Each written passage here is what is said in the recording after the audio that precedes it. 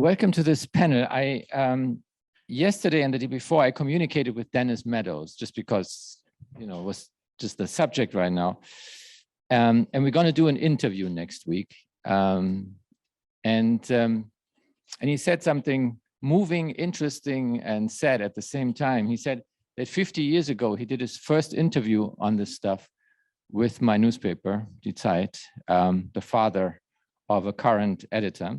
And this is going to be his last interview on the subject.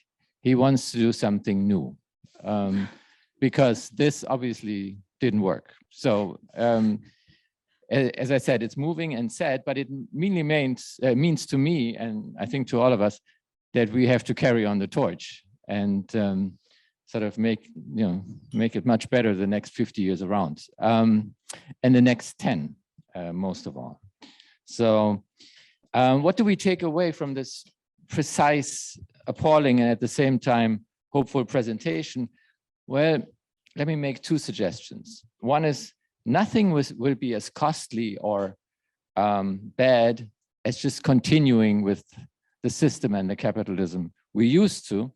And two, there is so much else to grow, to transform, and to do that within this old system we haven't even really talked about.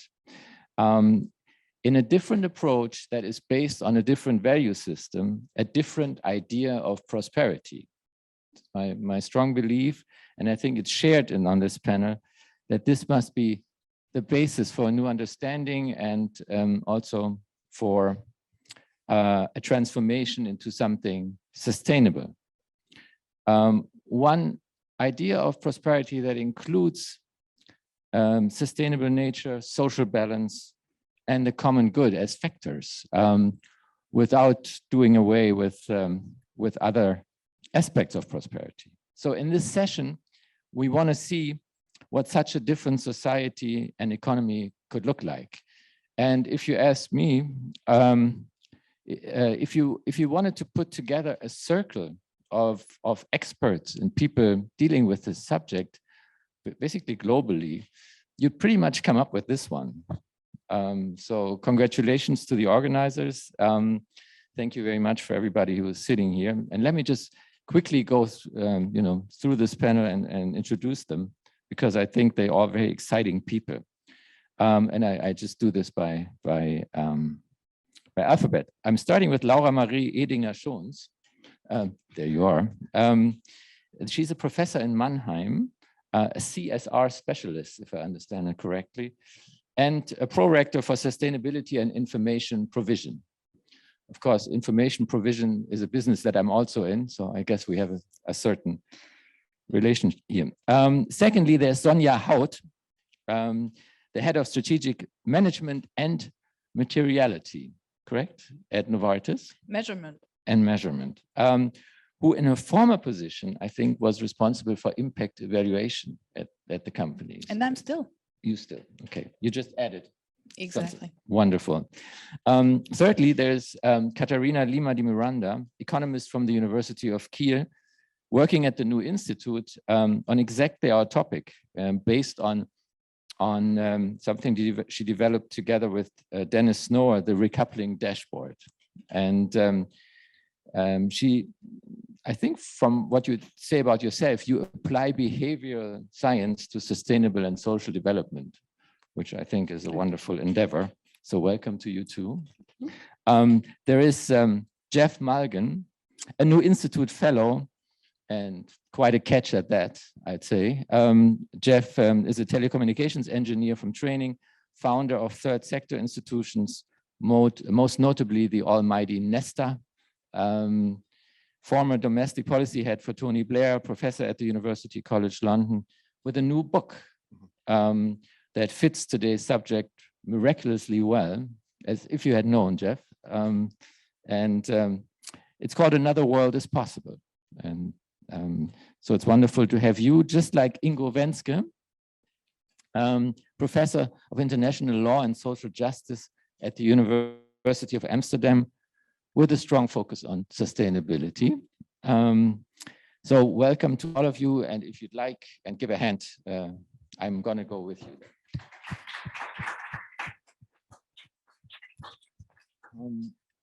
Let me just ask each one of you one quick question, and then we try to go on with our task here. Laura, I have seen a video of yours where you explain what individuals can do to help the planet. So you're not only looking at the system from above or from a political perspective, but also from the bottom. But is this looking at the individual, isn't that a trap, as Fridays for Future activists keep telling us? Because it's really the job of the political framework to make sure we transform. I actually say it's both, because we can't stay on one of the levels. I think we have to understand the systems level. We have to understand our institutions and ask ourselves, are these still the right institutions for this time? And I would say no. But we also have to understand that these institutions are built and also made up of humans. And we can only change our systems if we understand human psychology. And I think yesterday in our discussions, this became very evident, right? And I think we cannot put all the responsibility into the hands of individuals and say, you know, companies are not responsible or institutions are not responsible. But I think we have to understand these two levels and also see the interactions. And I think earlier in the talk by Gaia, we also saw that all of these systems are interdependent, right? And I think there is the macro, the meso, and the micro level, and all of these are interdependent, and we need to understand them all. Yeah, I also think if people don't live this, if they don't put it into their daily routine, they're not going to elect it, and then we have a problem. Yeah. Right? We need a political will for these things. Yeah. Sonja, from your impact evaluation experience, and since we're looking at the bright side of things here today a little bit, what did you find working surprisingly well in terms of impact? Where was the impact, the positive impact on sustainability, surprisingly big? The surprisingly big thing is really to measure and value impacts as opposed to measuring inputs and outputs or outcomes, and really taking it to the level whereby we understand what matters most to all stakeholders. And that's the key thing. Once you do that, then surprising things happen. Sides to the company, engagement with the stakeholders, and then action that is aligned with everybody who's involved. So it's really the most effective thing, and I hope it would transcend from a corporate level to an institutional level, should there be an interest, and should be picked up by all economic players. So you observe a real internal transformation at Novartis due to this impact evaluation?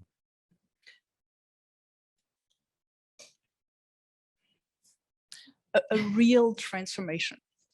I'm a mathematician, so I wonder, you know, there are a number of definitions that would have to be clarified before.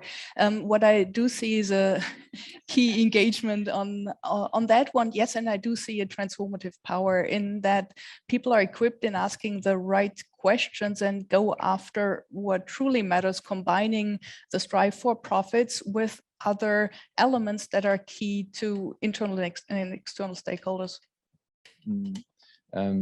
And would you say that it already went all the way up to the top? Is impact evaluation sort of ingrained in the leadership and the board? Let me insist that it's really impact valuation, so the measurement and valuation of impacts, that is attaching a monetary value to those impacts to make them comparable. I'm sorry, I'm really passionate about that, so I had to insist. Go ahead. So for the past 4 years, we've been disclosing our total impacts on corporate level, and the Novartis in Society report goes to the board, so it's been signed off and all of that. So in that sense, it's acknowledged, and obviously what I've been doing for the past 7 years has been financed by the company. So also in that level, is it endorsed? Would now another level of saying it's fully embedded would be that everybody all the time speaks impact in the definition that I apply? No. And there are good reasons for that. We need institutions and investors to also pick up their end for this to happen. Thank you for these very precise answers. Katharina, you've told me recently that the dashboard, which has already become quite famous, is by no means done, but there's rather a frame, a basis to be filled over the next years. Do you think this frame can at some stage be the successor to the world famous GDP? Who knows? I would be happy if yes. So yesterday we talked about headlines in 2030, and one headline that I would wish for was that along with GDP, the other 3 dimensions of the dashboard would be mentioned, which are solidarity, agency, and environmental sustainability. So if we can get there, that actually these other factors, which are truly important for societal and human well-being, will be taken as seriously as GDP, that would be perfect. Whether it has to be the recoupling dashboard or something similar that also takes societal and environmental well-being into account, I think that is open and would be quite brilliant if we would have something that is internationally comparable and taken seriously by governments around the world, and then also businesses, so integrated in the entire accounting measurement system around the world. That would be great. The problem with these measures, with these alternative measures, seems to be the following: when they are a little radical, or they're really transformative, then you don't find a consensus in the political realm. So one government picks it up and the next one doesn't. But when they teethless and everybody accepts them, then they're not transformative. How do you get out of this dilemma?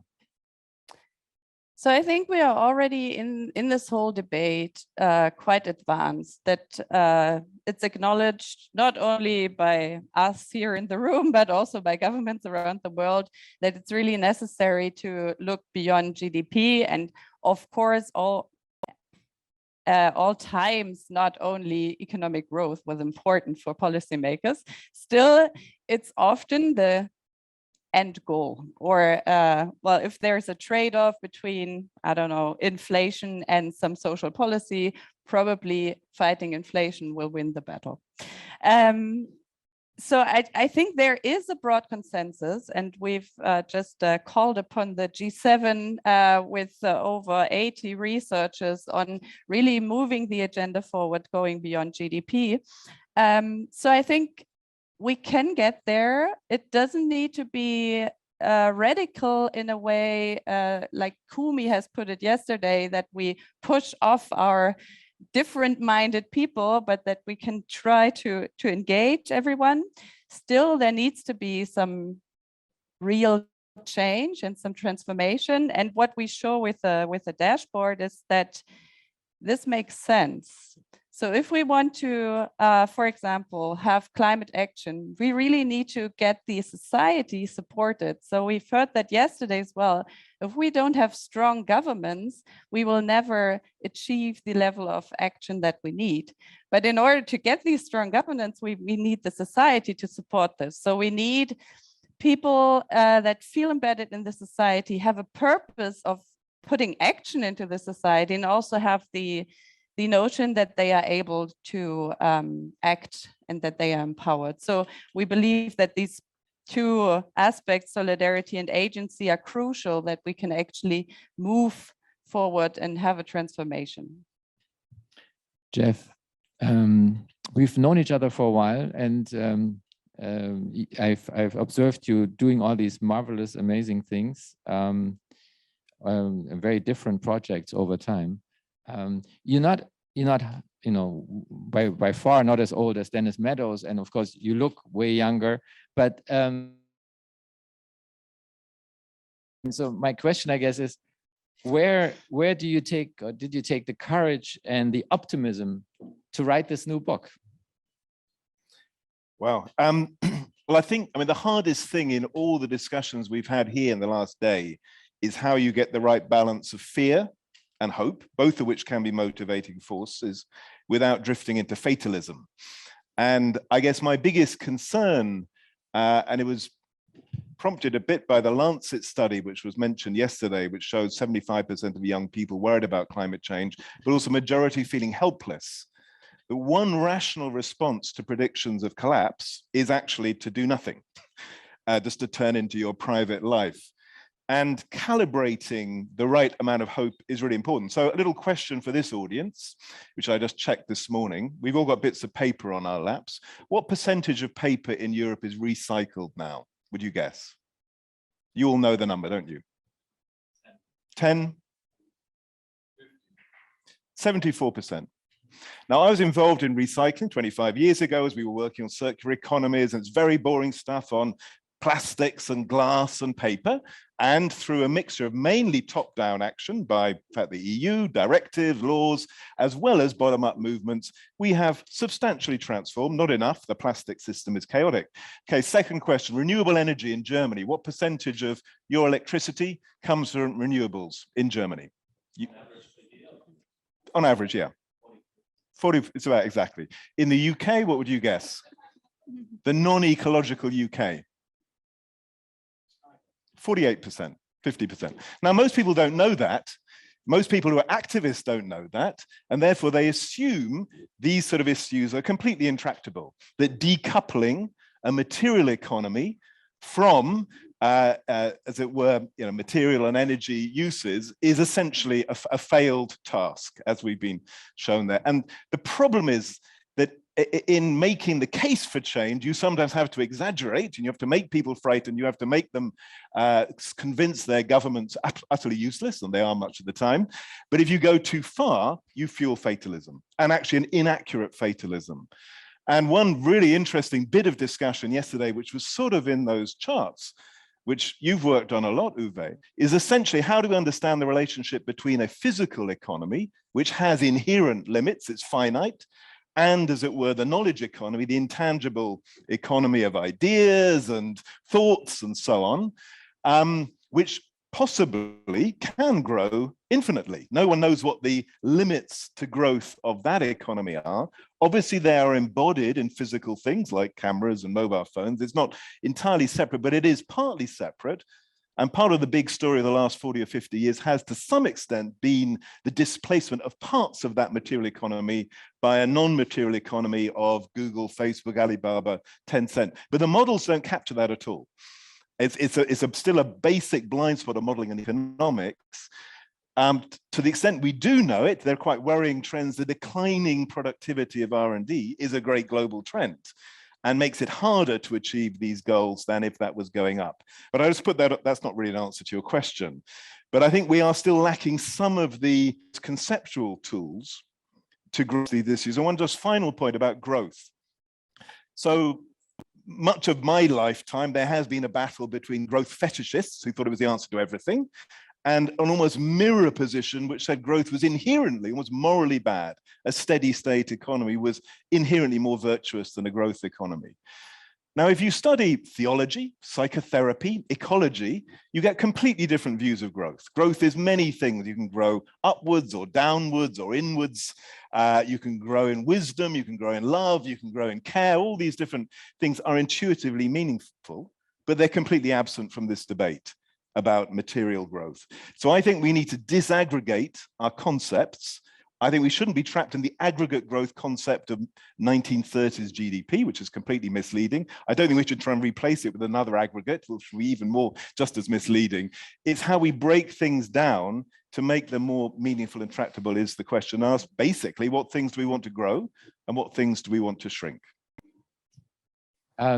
Just our interest in your government positions. Have you ever consciously sort of exaggerated things to instill fear in people? Yeah, I mean, when I was part of the failed attempt to introduce a carbon tax in Australia 10 years ago, which was the first big attempt to really shift. And that was partly driven by a huge exercise to make everyone scared of climate change, which in Australia shouldn't be so hard given, wildfires and so on. But it backfired massively, partly thanks to Rupert Murdoch and various others, and the government was lost an election it should have won because so many people actually defined themselves against that fear project and culturally defined themselves against climate activism. It happened in 2 successive elections in Australia. So the handling of fear is a very subtle thing. And what should have been done is a better story of transitions of how different people, including those working in coal or cars and so on, could make a transition in ways that their life would be better, and not, as it were, just focusing on the mainly metropolitan, quite prosperous, already convinced climate activists. And we got exactly the same across Europe now. Ingo, given a paper that you recently wrote about the market trap, I think it says in the header, you do not seem to like markets very much as an instrument for sustainable transformation. Why is that? I do like markets if they are a means to an end. What I have observed oftentimes when they are used as a means towards ends of mitigating climate change is that they, in a sneaky fashion, turn into an end in itself. So that they impose their logic on adjustments and on further regulation that shifts the emphasis and caters to the needs of the market rather than the needs of the nature or of environment. And what they do in the meantime is that they delay action because they allow market participants to buy promises into the future, that they take away pressure from action because they focus on efficiency, which is a plausible claim. But in that focus on efficiency, they sideline distributive consequences, which takes away pressure from those who should perhaps feel it the most. And together with the law, so I think of, as a lawyer, as a legal scholar, I think of markets above all as, I mean, there are many things. I think of them as legal institutions. And if I think of them as legal institutions, the law and the market together stabilize a certain pattern, stabilize the way of doing things in the economy, project it into the future and imagine the future like it was, as though it was the present. But I know if anything is certain, then it's the fact that the future will be unlike the present. But markets think it will be just like the present. That's why I'm not a huge fan for these reasons. It's not categorical, but those are drawbacks, so that we would need to put the market back into its place as an instrument rather than an end in itself. When you look, for example, at financial markets right now, probably the markets that have been most criticized over the last 20 years, and whose dealings, by the way, for a long time, I think until the 70s, weren't even part of GDP. They then later were defined into GDP, but in the early stages weren't part of it. In any case, we now see that a lot of funds, impact evaluated or at least ESG conform, go divest from fossil and sort of negative externality industries into those with a different setup. Isn't that a market that works? Mm-hmm. So this is for me a great example for how the faith in market, a blind faith in market, is misplaced. So markets can do a lot of things, and they can do a lot of things very well. But imagine what once was the alternative, right? So I mean, it's not always that we need to have, dust off old solutions, but it shows a certain trajectory. So you deal with corporate social responsibility. So in the 1970s, there was a big movement to regulate transnational corporations. There was a commission to have a legal code. It failed. So then we had these informal so-called Ruggie principles, right, for business and human rights. We can leave open the question of failure, but I just show that short trajectory to show where we started, where we now end up, where we believe. I mean, it's mind-boggling if you take that trajectory into account, that we think that investors would be the actors to hold corporations to their social responsibility. So I think it's great that we have these ESG standards, and and investors can do a lot of things, and they can do a lot of things right. But I think under conditions of competition, it would just not be enough. Okay, I think we could probably start to argue now and try to find differences between the five of you and the six of us. I suggest we don't. I suggest that this morning, since after all we all are on a very similar quest here, and probably all together, even in in the ideological and opinion-related realm, we only make up for like a quarter of society. So there are many more people unlike us than like us. So let's try and show the light. Let's try and follow the idea that a new world is possible, and look at how we can actually make a transformation work and where this transformation is going. Because I think that oftentimes people lack an idea of a better society. All they see is that they have to sacrifice things to get there, but they don't know where they're supposed to get. So if you all are with me on that one, then I'd love to do this. And first here on the panel, and then of course with all of you in the audience. So so maybe we can start, Laura, with and Geoff already mentioned something, with developments that are surprisingly positive and that maybe climate activists don't even know about. What, in your view, is such a positive development? So I'm working mostly with companies and with all forms of companies, big and small, family owned, but also publicly listed.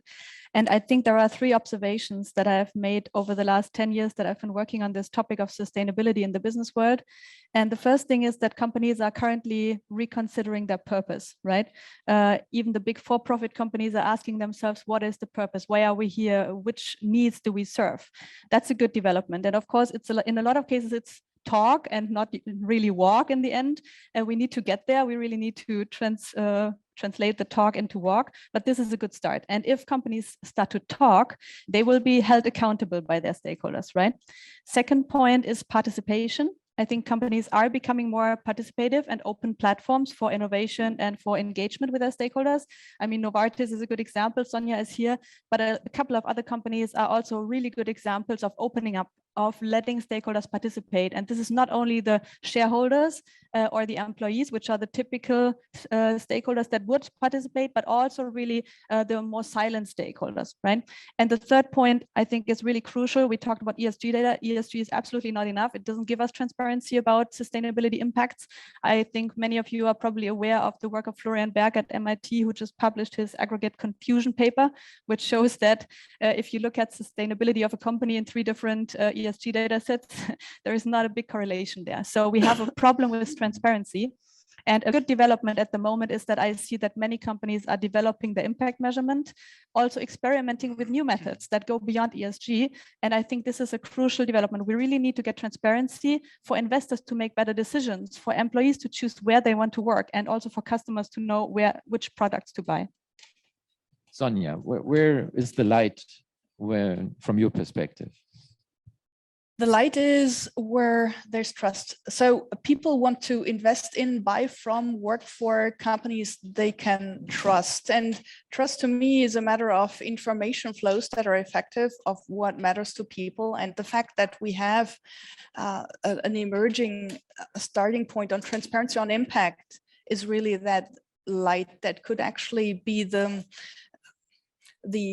relevant information that gets transferred to articulate value and prosperity, so on corporate level and on governance level, beyond what we have today, beyond profits, beyond GDP. And interestingly, while on a small scale, there is convergence in that the WEF IBC have articulated impact metrics as the ones to actually strive for. It has come out in the Embankment project earlier as something that people should aspire towards, even if they don't know yet how. And with the work that we've done in the Value Balancing Alliance, we could show that this is actually a workable path that can be utilized across industries. And I would want to make the statement that it could also work for smaller companies. I'm not a representative of a small medium enterprise company, but actually when we got started with it, it was an Excel spreadsheet that I utilized, and I would claim that most companies know how to use Excel. So it's feasible. The light is it's totally feasible, and it's just up to us to put together those pieces of the puzzle into a coherent picture. Laura just said it. Many companies are working on their own impact evaluation schemes, innovative ones at that. At the same time, we learned so far that this makes companies incomparable in a way when everybody has their own, follows their own ideas, and maybe even self-serving ideas at some stages. So how do we arrive at a measurement system that works for everybody?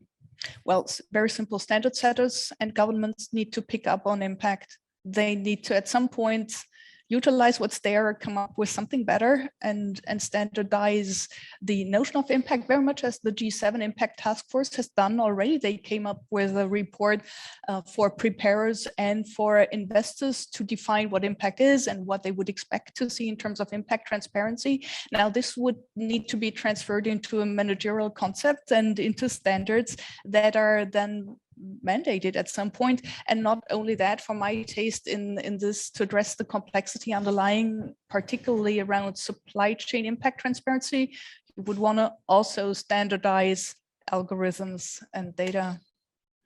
Okay, so there is a lot of movement, you've said, in the corporate sector, partly driven by stakeholders, partly driven maybe by financial markets and by society, but and there's a lot of innovation, but there needs to be the state to come in and standardize things, I've learned so far.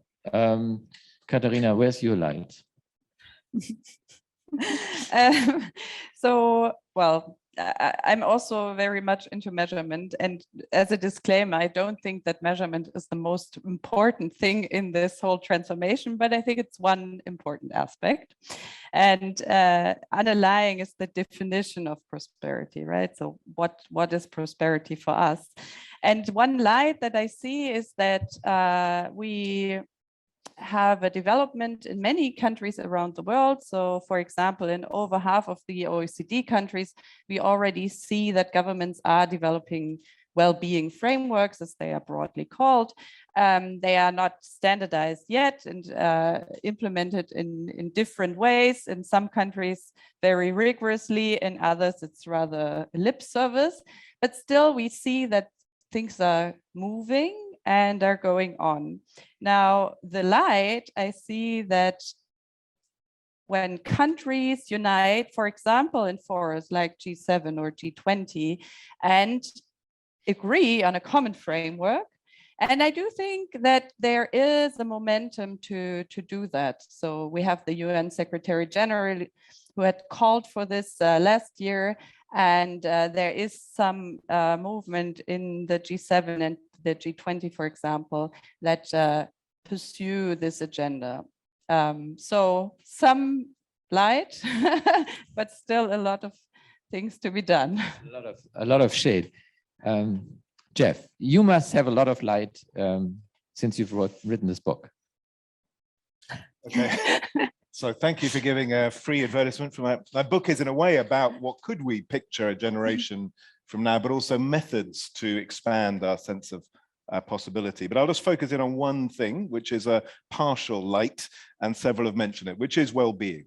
So serious discussion of both measurement and action on well-being sort of revived about 20 years ago with the OECD and various governments.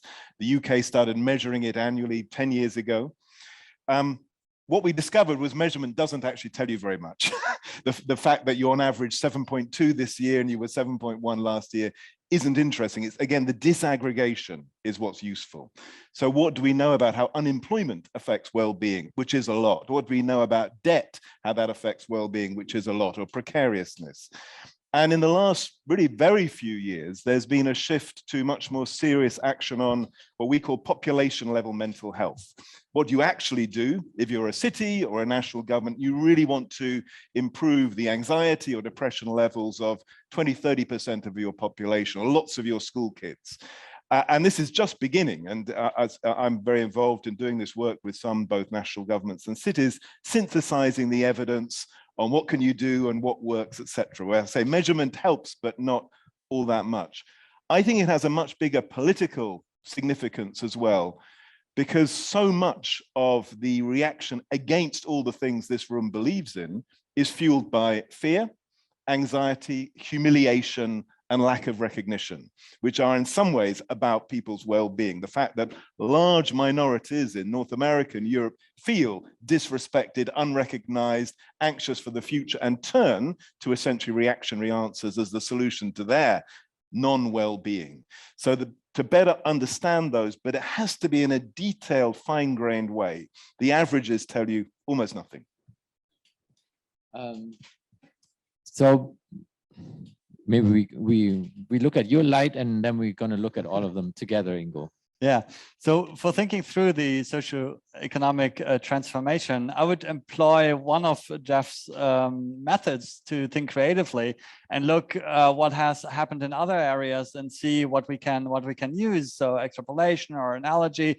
And I'm struck by what we have learned through and with the pandemic over the last couple of years. So the pandemic was a cause for a lot of darkness, above all personal loss, financial loss, economic loss, a lot of suffering. But I see two sources of light that I want to emphasize for our present purposes.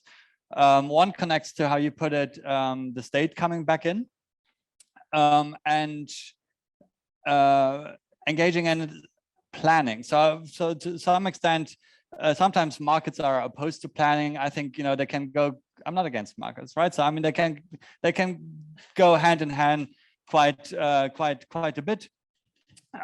And through quite effective, drastic planning within very little time, immense things could be achieved, not only in developing the vaccines, but only in all very many different fields of life. There was a quick transformation, and it more or less worked.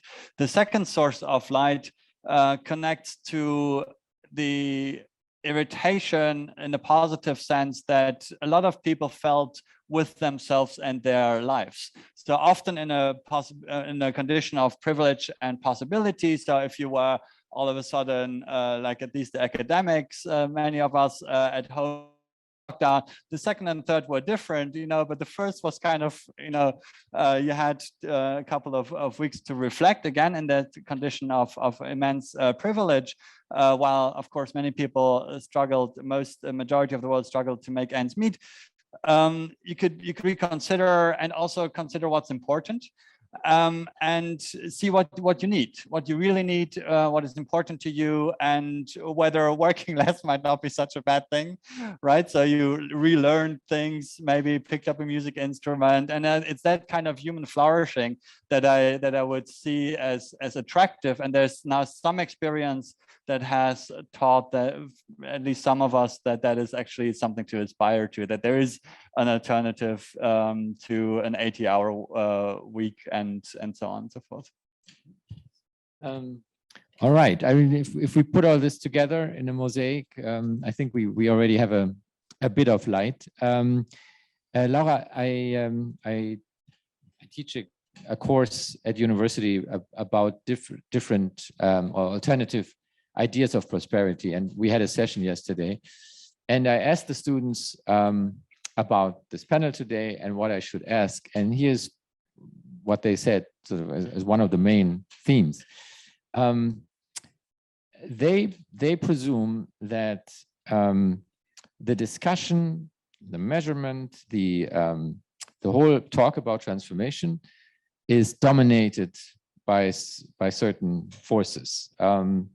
And of course, they also, being students, being young, they presume that it is capitalists, companies that highly dominate this discussion through lobbyism, through their actual interests and so on. If that is so, how do we get away from that?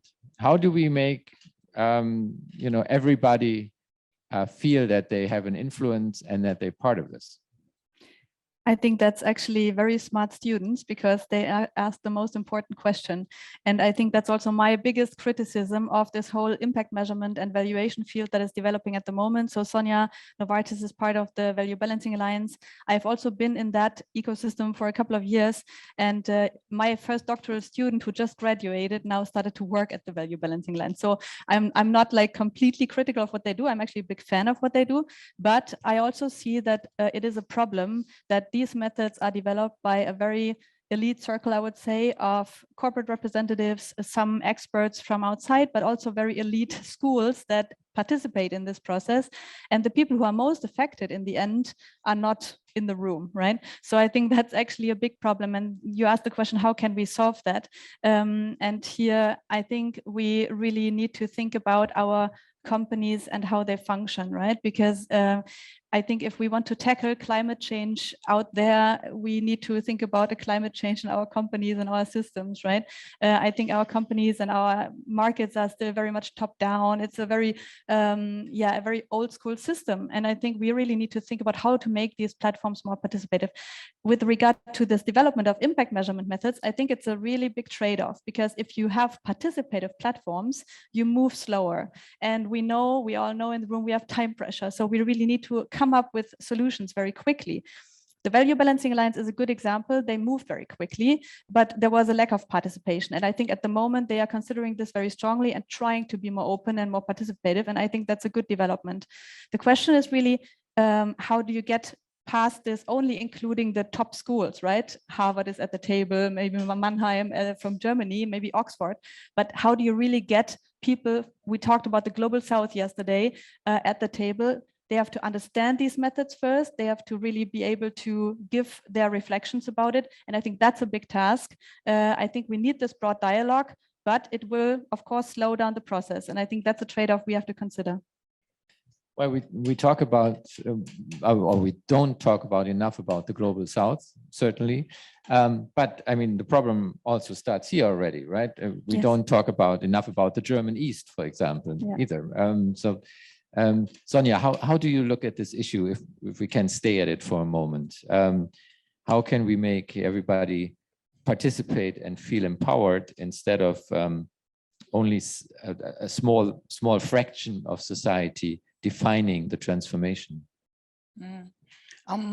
Let me respond in an institutional manner and in a personal manner. The institutional answer is that there have been attempts on being more inclusive and they can be improved upon. I mean, the reports issued by the G7 Impact Task Force have been a lot more broadly supported than, okay, now I haven't done research on that, but much more broadly supported also by the Global South than most other G7 initiatives.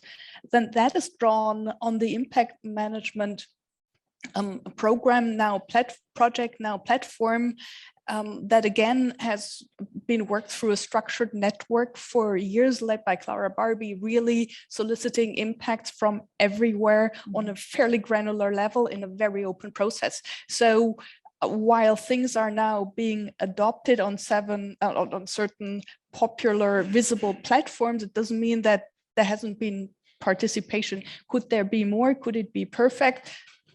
Yes. Well, so it's happening. The personal answer is that in the debriefing of impact valuation results across the globe, people have responded the same way, in that they responded by asking the right questions, in getting the right notions of digging deeper on what matters right here and there for them, in how to make things a better place and work better in their interactions with local stakeholders. So from that perspective, the effectiveness of the approach across the globe was one of the surprising elements to me, that it could have failed right there, right? It could have been perceived as something Central European or whatever. That wasn't the case. Instead, there was a perception of the value. There was an empowerment. People felt agency and actually started to feed back on how we could develop further the approach internally. So here, my 2 cents on the institutional and the personal side. Well, if you put all the 2 cents together, we already have a dime. So Katharina, if I heard Laura correctly, she said you kind of have to change the makeup of the corporate system, make it more participative, and of course there have been all kinds of ideas around starting from different structures of ownership, but going all the way to very different modern types of organizations that have been written about that are highly democratic in a way, that very unhierarchical and so on. So is that one of the cores that you said measurement is not the most important thing? Is this maybe the most important thing, to change the setup of the corporate world? Can you repeat this? So what is the most important thing? What is the... I can repeat it. I'm not sure it's going to get any clearer that way. The question is are we at the core of making transformation possible if we talk about changing the corporate system, in changing the makeup of companies, either by changing sort of the ownership structures, changing the organizations themselves, making them more open to all kinds of participation? So if I get the question right, is business the core of the transformation? No. No. Is the change of business the core of transformation? No, I don't think so. I mean, that's my personal opinion. I think what we really need is to change our society, to have a discussion in our society on what are our societal goals. So really get into a conversation with the people, bring everyone at the table and discuss about what are our goals in this society. And I think this needs to be done on very different levels to address different problems. So we have the very local level, or we have the meso level, or we have the macro level, and you really need to address the problem at the level where it's at. And once we have this discussion going and define as a society what are our goals, then we can look at the business sector and say, well, the businesses are there to solve our purpose, to serve humans. And then probably we will need to transform the business sector as well, but I don't see that as the core. And I think one big problem in this whole transformation is that we are not aligned on what we actually want to achieve. So there's some broad notion of, well, we want to increase well-being, but not everybody has the same sense. I think there are some fundamental human needs and purposes that we can all agree on, probably all around the world, which are culturally independent, but there are many open issues. So even in Germany, you already mentioned the East. If you start speaking to the people in the East, for example, in in regions that are structurally inferior and are even declining in their infrastructure, people have very different worries, right?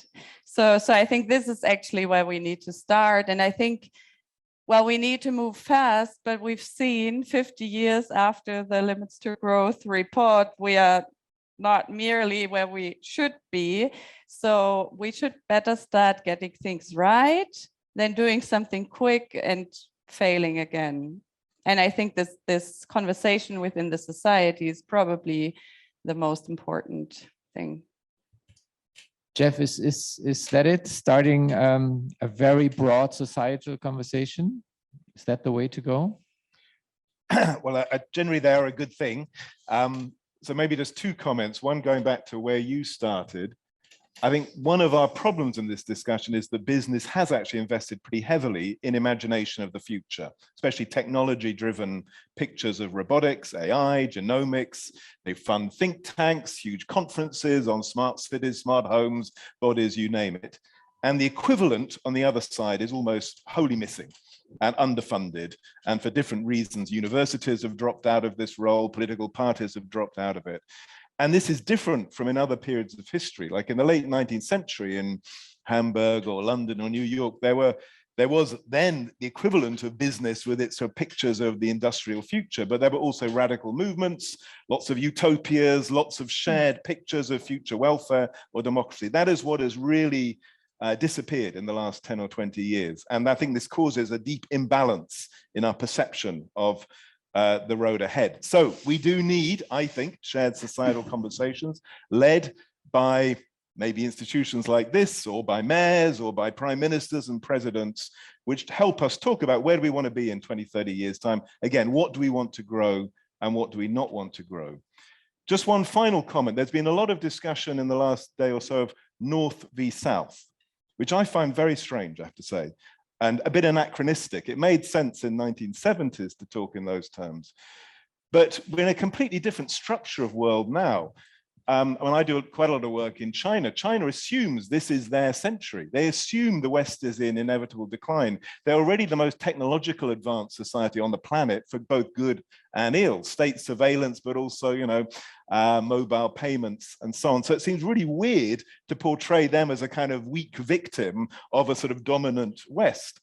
India too, under Modi, has, you know, it has its own picture of the future, but it has a confidence in its own destiny, which is completely at odds with portraying it, as we would have done in the 70s, as a sort of victim, post-colonial, and so on. So we need, I think, a global picture of what's happening. And there are in China, but also in Africa and elsewhere around the world, very different imaginaries of the future, often in things like science fiction and community projects, which we can learn from. And on Friday, just as one example, I am actually using a group from Bangladesh to give a lesson to the British government about how they could run their government better. And again, 20 years ago, we thought of Bangladesh as this sort of, you know, impoverished basket case. And actually some of what they've done in the pandemic is clearly superior to what we've done in the UK. So we're using them to coach us. So I think we've got to break out of, I think, these very anachronistic sort of north-south pictures. It's a much more complicated world we're in now. And we probably here are in part of the declining part of the world. Europe was 20% of the world's population in 2050. We're now 12 maybe. We'll probably be 5% by the end of this century. We need a bit of humility. We are not that important anymore. So I can definitely agree that there has been a lot of empowerment of what used to be called third world nations taking place. And they also freed themselves in part of the global financial system that was set up by the West, and starting from Malaysia and China and now many other countries. And they've developed alternative models that we can learn something from. So is that, I mean, not the one thing, but is this the type of humility we should have, that we look around the world for the right types of solutions and ideas of well-being? Well, I mean, let's take China, since it is still just the world's largest country. You know, China helped hundreds of millions of people out of poverty in the last generation through an obsession with growth. In fact, China was more capitalist than the capitalist West, in that GDP targets were the performance measurement of governors and mayors and so on, in a way nowhere in the West did. It's the paradox, just as Khrushchev in the 1950s thought growth was the battering ram to destroy capitalism. We forget these things. So we probably nowhere can repeat what China did on poverty, but for the rest of the world, obviously this is a hugely important sort of lesson. And what can they take from that Chinese experience without the ecological damage which it, like everywhere else, experienced? You know, not everyone can have a German standard of living and cars and washing machines and so on. But yeah, we need to learn from those, in some ways, superior examples to what we've done. And as I say, at the moment, I'm in the midst of this project looking at pandemic management around the world, and countries like Taiwan, South Korea, you know, clearly did much better than, I'm afraid, Germany, France, UK, US. And we've got a lot to learn from them about how they organized really their intelligence, their social intelligence, in ways which feel probably a generation ahead of us. And yet, when I go to your average Chinese person, I mean, such a huge country that it's hard to find an average person, but to say the average person in Shanghai or so, and talk to them about alternative ideas of well-being, they say, well, that's just a, you know, this luxurious Western idea to camouflage your decline. We don't want any other type of well-being. We want we want bigger apartments. So is alternative ideas of well-being, is that a sign of sort of a late stage of development, or how should we look at that? Well, there is a debate in China. China has been doing its measurements of well-being for quite a long time, but it's an internal debate. Just as at the moment, the Chinese state is massively cracking down on Chinese business because it thinks it's become socially corrosive in all sorts of ways, and because of the huge fueling of inequality, which threatened the legitimacy of the Chinese Communist Party. They are very aware of psychological problems in China. They're swept under the carpet, but one effect of the one-child policy is huge numbers of very isolated older people, as well as isolated younger people with severe problems of mental health. And it's certainly talked about a lot in private. There's no way China will stick to a material consumption GDP maximization path for the next 20 or 30 years, because it just doesn't make sense. Yeah. Ingo, if we had wanted to have a more sort of, in terms of ideological approaches, more diverse panel here, and have more of a controversy, we would probably have invited somebody like Andrew McAfee. That's the name. He is an MIT researcher who wrote a book called More from Less, which basically says that the Western world, especially America, has already found the recipe to make more from less, to actually use less and less material and yet grow their economies at the same time. So the book claims that what everybody thought wasn't, we hadn't done yet, and was maybe not even possible to do, to get away from the curse of materialism, has already been done. I wonder, do we think that he is right in a way, that we have already found ways to get away from materialism?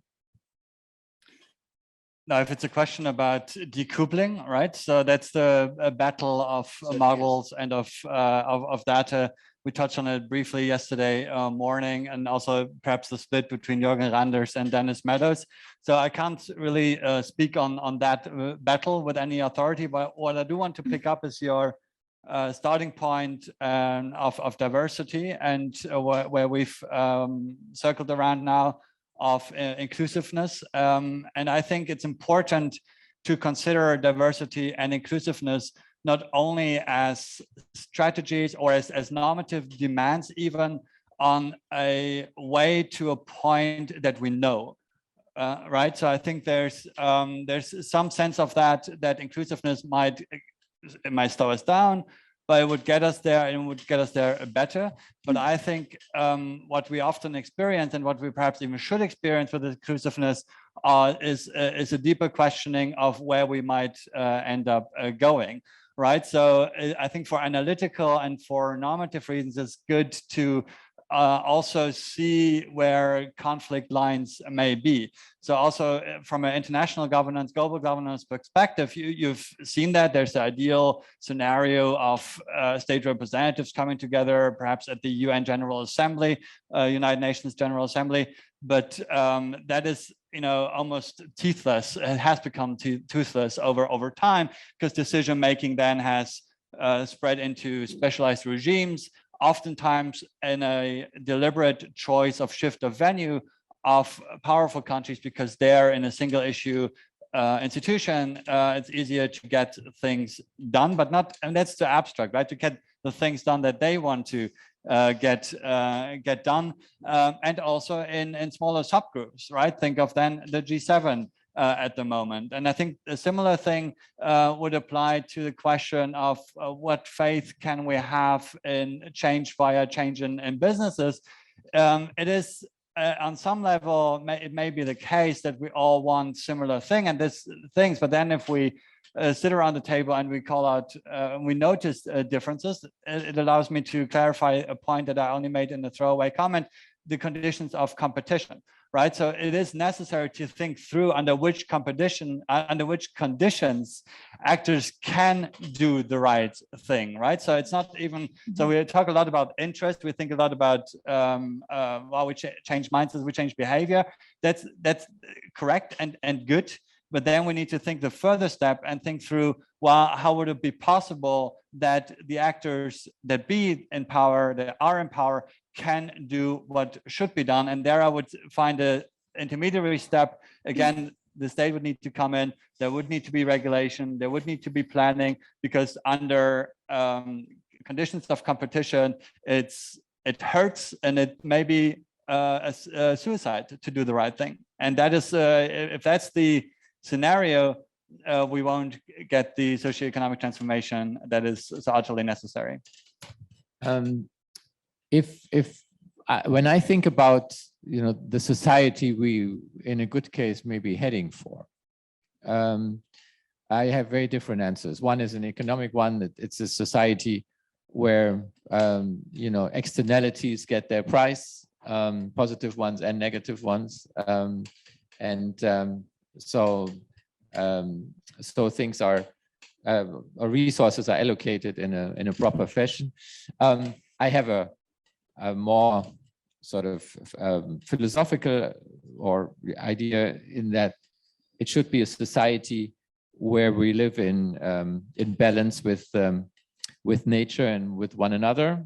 I could expand on that, but I won't. That takes away all the, you know, the internal dissonances that we have and live with and that make us sick. So on very different levels, very different descriptions.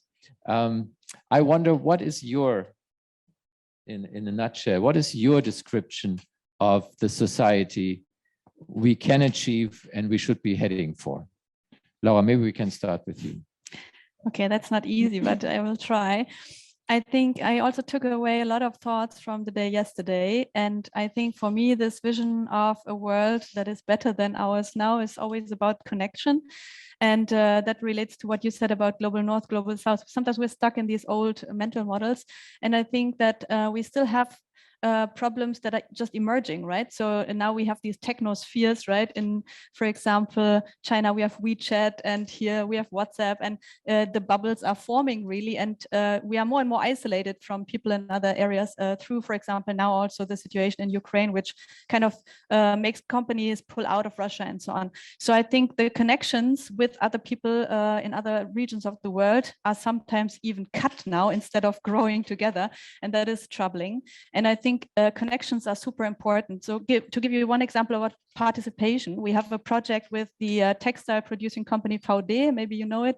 It's a German company that produces mountain textiles and so on. And in an exemplary, sustainable fashion. They are a very sustainable company. They make a lot of efforts, and they allowed us with a team of students to develop an app to measure worker well-being in the supply chain. And there are now a lot of apps to measure worker well-being, but usually they are not developed together with the affected stakeholders, and they are just implemented and nobody knows where the data is going and so on.